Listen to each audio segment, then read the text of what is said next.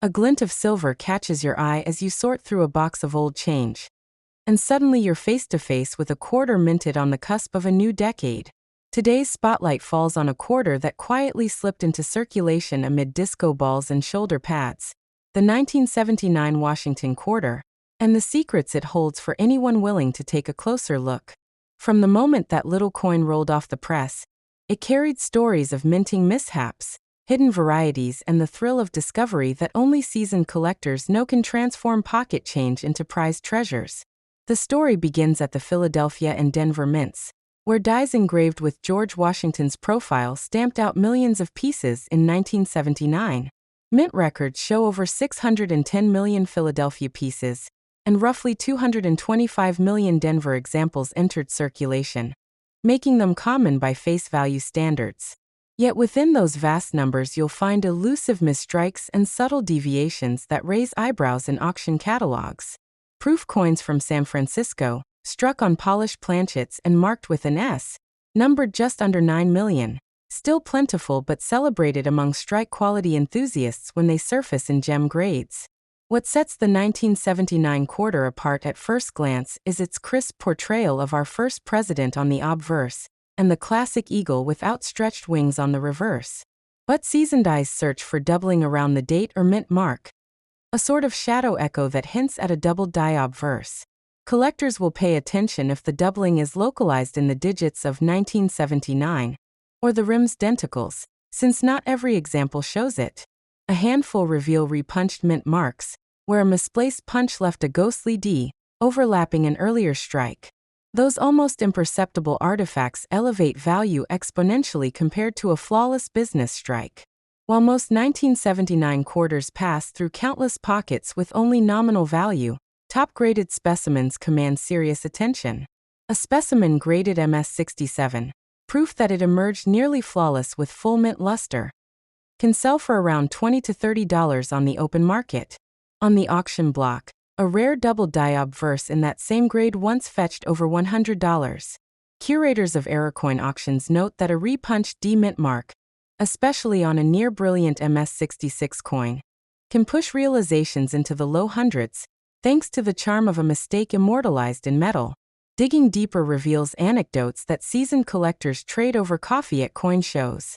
One tells of a coin dealer who found a broad-strike 1979 piece, where the collar failed to restrain the planchet, producing a slightly oversized disc with faint edge lettering.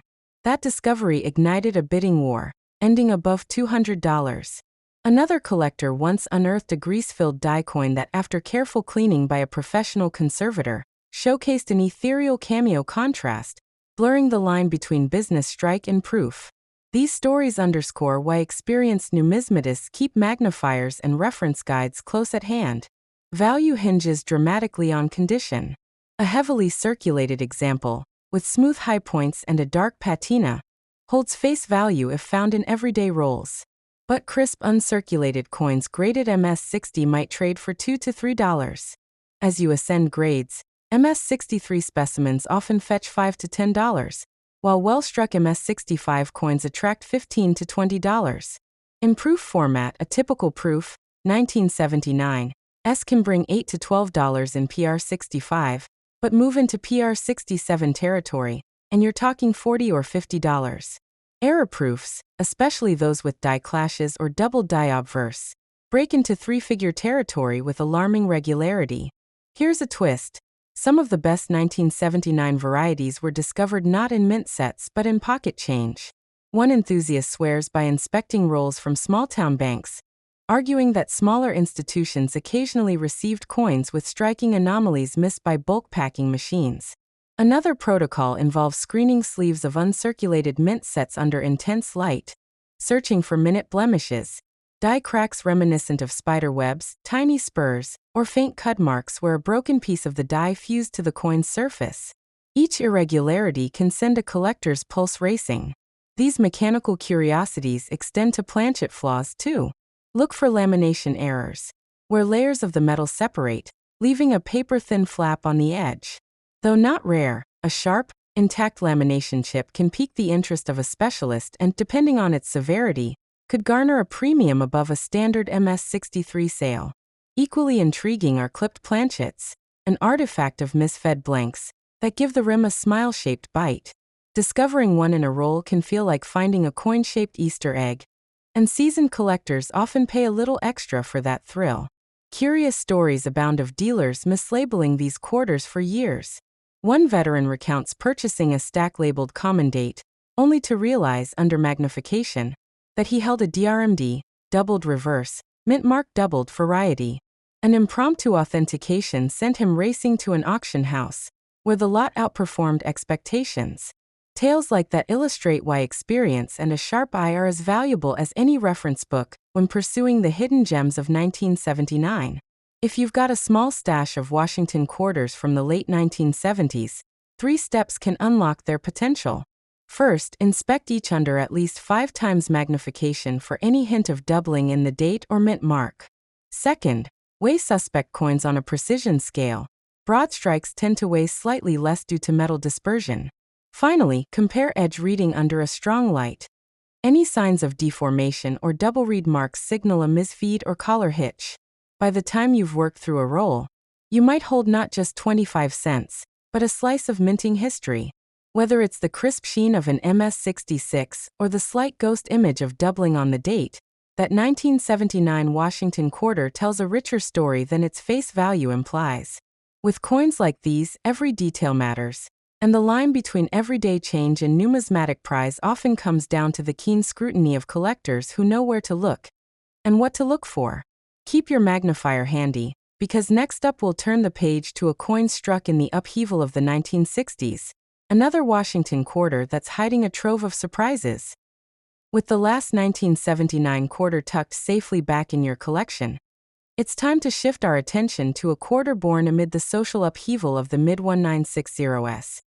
A year when the U.S. Mint quietly navigated a silver shortage and a growing appetite for pocketable keepsakes.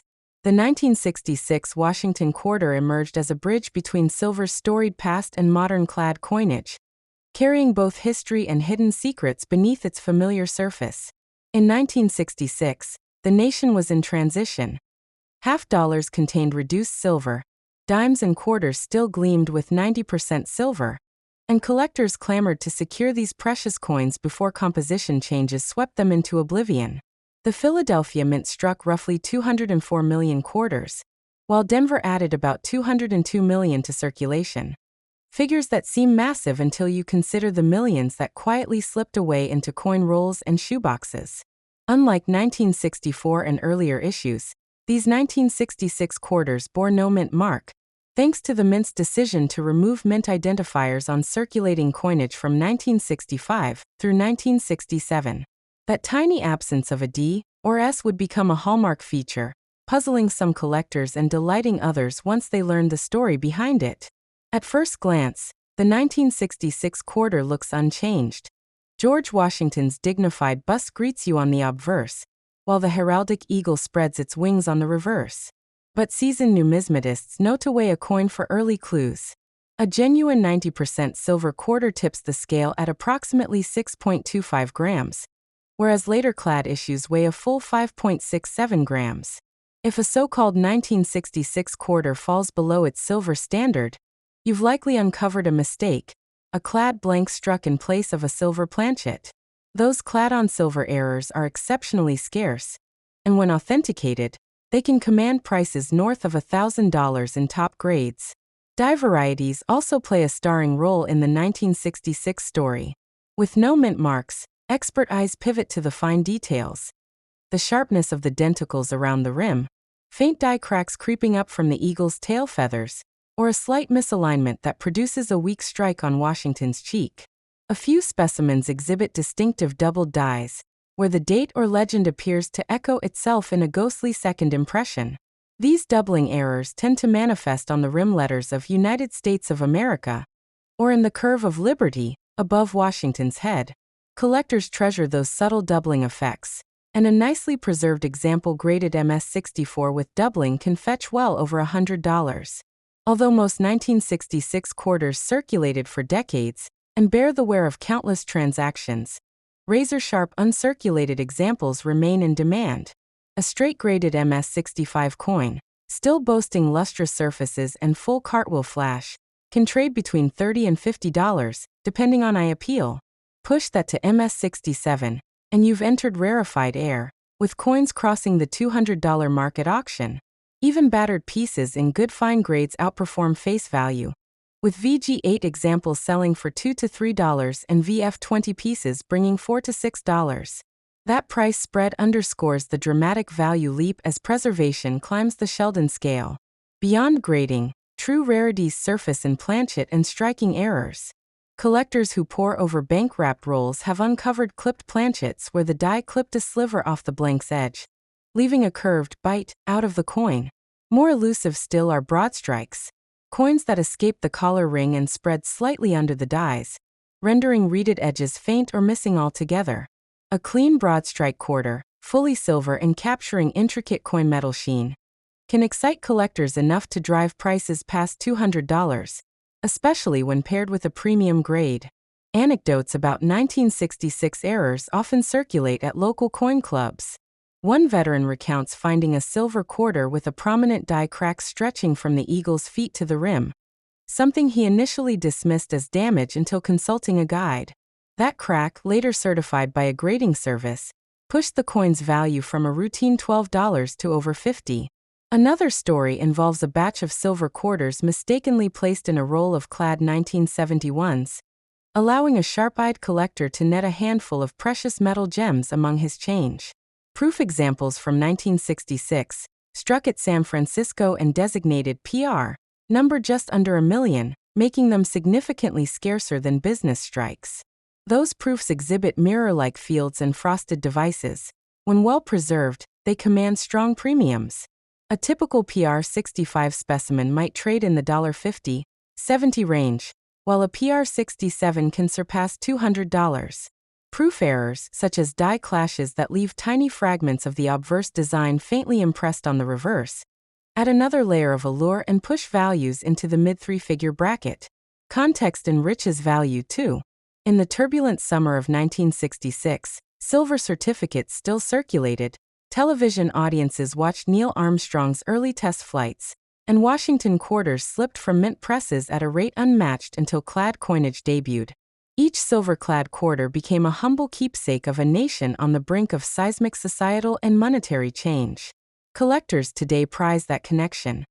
Holding a 1966 silver quarter is like cradling a piece of American transition, a testament to the last glints of precious metal coinage in everyday commerce.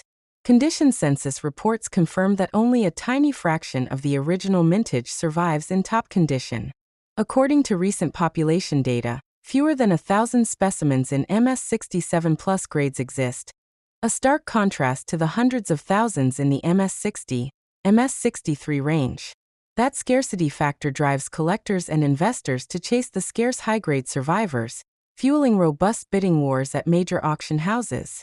When a single MS68 candidate surfaces, it can spark an auction frenzy, often culminating above $1,000, a testament to how 60 years of careful preservation transform a common date into a numismatic heavyweight. Specialized subtypes further entice specialists. Look for die state varieties where the obverse die cracked after thousands of impressions, lending a spiderweb-like texture to Washington's hair ribbons. Early die states produce sharper, crisper details, commanding premiums over later state coins with noticeable die wear. Even environmental factors play a role. Coins recovered from old bank vaults may retain original surface luster, while those exposed to humid conditions exhibit hairlines and patinas that seasoned collectors learn to classify and value. Checking rolls of common date, silver quarters can yield unexpected rewards. Smaller community banks, which order limited quantities, occasionally hold untouched silver issues longer than metropolitan centers. Collectors share tips at expos, request uncirculated boxes from tellers rather than loose rolls, as those boxes sometimes contain mint-fresh coins. A single silver quarter gleaned from that stash, complete with original satiny flash, could be the prize that transforms a casual hobbyist into a dedicated numismatist. For anyone who doubts the continued allure of a half-century-old coin, consider the record auction for a flawless MS68 1966 silver Washington quarter, that hammered for over $2,000 last summer. That sale exemplifies how condition, context, and rarity converge to create extraordinary demand. Even modestly graded pieces maintain steady interest. XF45 coins regularly attract $12, $15 bids, and collectors happily pay that to fill holes in their date runs. Before you wrap up your search, remember that true mastery comes from combining technical know-how with patience. Refer to the latest guidebooks for up-to-date population reports, connect with local clubs to swap findings, and don't hesitate to submit standout pieces for professional grading. The thrill of seeing certified grades and understanding where your 1966 quarter fits in the grand census is part of the joy that keeps collectors, especially those who grew up handling these silver pieces, coming back season after season, hunt after hunt.